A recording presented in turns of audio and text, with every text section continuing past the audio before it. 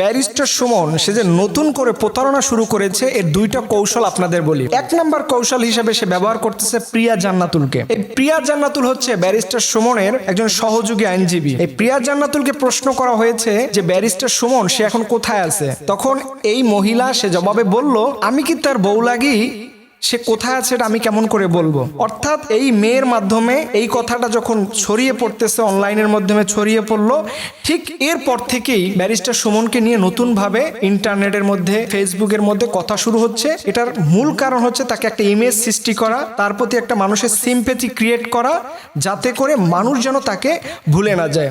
এইটা ছিল প্রথমে। এই প্রিয়া জান্নাতুলের ঘটনাটা দেখবেন আপনি প্রথমে ঘটছে। এরপরে দ্বিতীয় নাম্বার কৌশল সে যেটা ব্যবহার করছে, দেখবেন ব্যারিস্টার সুমন এখন নতুন করে এসে জাতির কাছে ক্ষমা চাচ্ছে। বৈষম্য বিরোধী ছাত্র আন্দোলনের সময় সে যে ভূমিকা রাখছে এটার জন্য সে খুবই লজ্জিত, খুবই মর্মাহত, এবং সে বলছে আমি যেটা বুঝাইতে চাইছি সেটা তারা বুঝেনি। এইভাবে করে সে কৌশল অবলম্বন করতেছে কিভাবে করে মানুষের মধ্যে একটা ভালোবাসা ক্রিয়েট করা যায়, এইটা নিয়ে সে এখন নতুন একটা কৌশল আবিষ্কার করতে শুরু করেছে।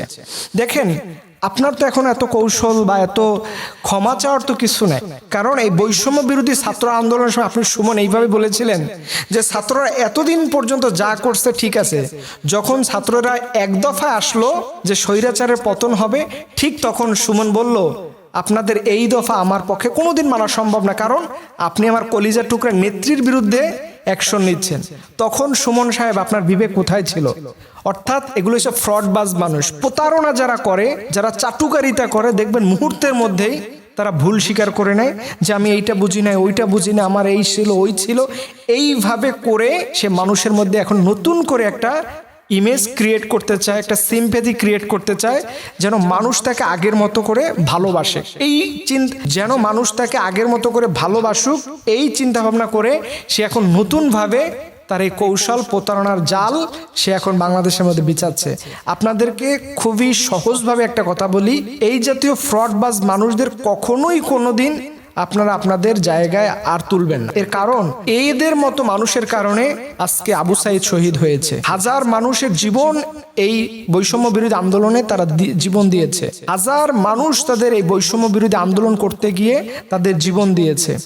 এবং আপনারা আরো যেন অবাক হবেন, এই ব্যারিস্টার সুমন আল্লামা দেলোয়ার হোসেন সাঈদী রহিমাহুল্লাহর ব্যাপারে বাজেভাবে মন্তব্য করেছিল। ওনাকে যুদ্ধ অপরাধী বলা হয়েছিল, ওনাকে রাজাকার বলা হয়েছিল, অকথ্য ভাষায় সেই দিন এই সুমন বেয়াদবি করেছিল। আজকে সুমন সেটা প্রায়শ্চিত্ত বুঝতে পেরে সে জাতির সামনে নতুন এক ফন্দি আবিষ্কার করছে যে আমার ভুল হয়েছে, আপনারা আমাকে মাফ করে দেন, আমি আমার জীবনে এই ভুলগুলো করব না, জীবনে রাজনীতি করব না, আমি আবার আপনাদের সেই সুমন বিকাশ সুমনে পরিণত হব।